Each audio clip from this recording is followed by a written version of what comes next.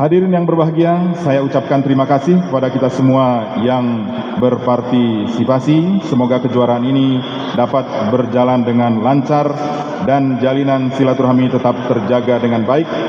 Terlepas dari kalah ataupun menang, kita berharap turnamen ini tetap menjadi media untuk kita memperkuat silaturahmi sekaligus sebagai momentum agar kita lebih semangat untuk menjadi atlet Kempu yang handal dan profesional. Demikian beberapa catatan dan harapan pada kesempatan ini dengan mengucapkan Bismillahirrahmanirrahim.